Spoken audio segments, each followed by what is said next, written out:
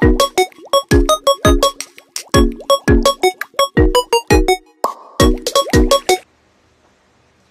mapagpalang araw sa ating lahat. Ako si Binibining Kelly Antoinette V. Caruso at isang karangalan ang pumarito sa inyong harapan upang magbigay ng kasagutan sa isang katanungan.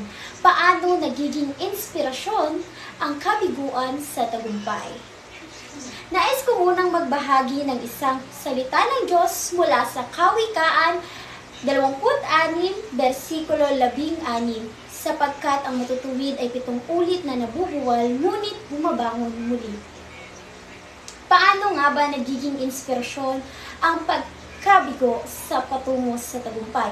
Alam naman natin na marami tayong nararanasan sa buhay. Marami tayong mga pagsubok na napagdadaanan at lahat ng pagsubok na ito, lahat ng karanasan na ating napapagdaanan ay siyang humuhubog upang tayo ay isang maging matagumpay. Dahil sa bawat pagsubok, bawat karanasan, ito ang nagsisilbing guro natin patungo sa pagbibigay ng inspirasyon upang tayo ay maging matagumpay. Dahil nagbibigay ito ng inspirasyon na huwag nang maulit muli ang ating mga kabiguan, huwag nang maulit muli ang ating pagkakamali na siyang isang nagiging madaan na matuwid na daan patungo sa tagumpay. Dahil alam naman natin na sa bawat pagsubok at bawat karanasan na ating nararanasan, ito ay nagsisilbing gabay sa atin upang tayo ay mas lalong maging matibay at huwag maging matinag sa lahat ng mga unos na darating sa ating buhay. Sabi nga nila na walang binibigay ang Panginoon na pagsubok kung alam niyang hindi mo ito kayang lagpasan. At dahil dyan, ito ay nagbibigay sa atin ng pag-asa.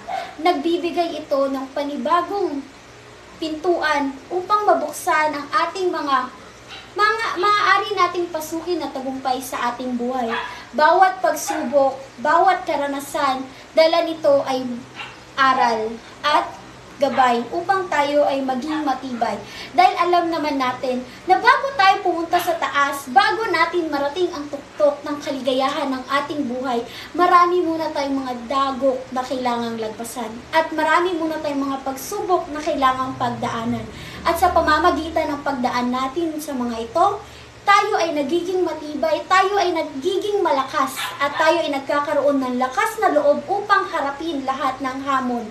At sa pamamagitan ng mga ating napagdaanan, tayo ay nakakabuo ng isang maayos at matuwid na daan patungo sa isang napakatamis nga tagumpay. At dahil sa mga kabiguang iyon, ang ating naging guro at inspirasyon upang mapuntahan ang ating mga paroroonan. At ayon ay isang matamis na tagumpay na inaasam ng lahat sa kanilang mga buhay. Muli ako si Binibining Kelly Antoinette V. Caruso at maraming salamat. Muli isang mapagpalang araw sa ating lahat.